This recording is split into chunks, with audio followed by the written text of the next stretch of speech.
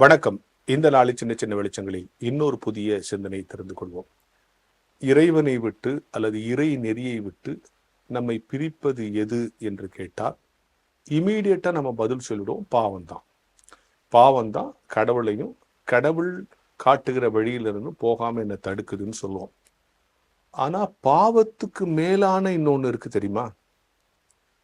அது பாவத்துக்கு மேலான ஒண்ணா? ஆமா, அதை நம்ம பாவம்னே தெரியாம செஞ்சுட்டு இருப்போம். இப்ப ஏதாவது உதாரணமா, நான் ஒரு தப்பு செய்யறேன்னா என்னை சுத்தி இருக்கிறவங்களுக்கு தெரியும். பாவம் செய்யறோம்னா மற்றவங்களுக்கு தெரியும். அது நம்ம திருந்திட்டாலும் தெரியும். சில டைம் சொன்னாங்களா, ரொம்ப தண்ணி அடிச்சுட்டு சரி இப்போ ஒழுங்காயிட்டார் சார் சொல்றோம்ல. நம்முடைய பாவமும் தெரியும், நம்முடைய மாற்றமும் தெரியும். ஒருவேளை மற்றவங்களுக்கு தெரியாம நம்ம ஒரு பாவம் செய்யறோம்னா அந்த பாவம் நமக்கே கூட தெரியும். ஓ, நம்ம பண்றது தப்பு. அதுல இருந்து நம்மளே கூட ஐயோ இப்படி பண்றது தப்பு, நம்ம மனசாட்சிப்படி நம்மளே கூட தெரிந்துருது. எனவே பாவத்திலிருந்து வருகிற நிகழ்வுலாம் நடக்கும்.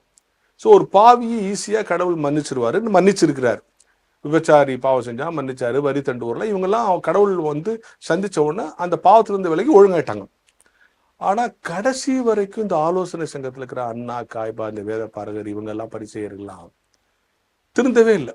இயேசு கிறிஸ்து மரணம் வரைக்கும் அவங்க எல்லாம் திருந்தி அவங்க எல்லாம் மாறினாங்கன்ற மாதிரி வரல. இல்லை, என்ன காரணம்? அவங்களாம் இந்த மாதிரி பாவம் ஒருவேளை செய்யாம இருக்கலாம். ஆனா அவங்க மனசுல சட்டம் தான் பெருசு, சடங்கு தான் பெருசு, பாரம்பரியம் தான் பெருசுன்னு சில மூட நம்பிக்கைகளும் சில பாரம்பரிய விஷயங்களும் அவங்களை அழுத்தி உண்மையை ஒப்புக்கொள்ள மறுத்து விடுது. இது பாவத்தை விட பெருசு. பாவமாவது மன்னிக்கப்பட்டு திருந்திடலாம்.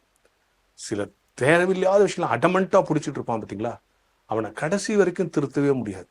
எனவே அத்தகைய விடுதலையை கடவுள் கொடுக்க வேண்டும் என்றுதான் நான் சொல்லுவேன். தவறான விஷயங்களை தவறா புரிஞ்சுக்கிட்டு அதுல ஸ்டிக் ஆன் பண்றது, சில டைம்ல அது தவறுன்னு தெரிஞ்சா கூட அது விட்டுட்டா கௌரவம்ட்டு சில பேர் அதிலே உறுதியா இருப்பான்.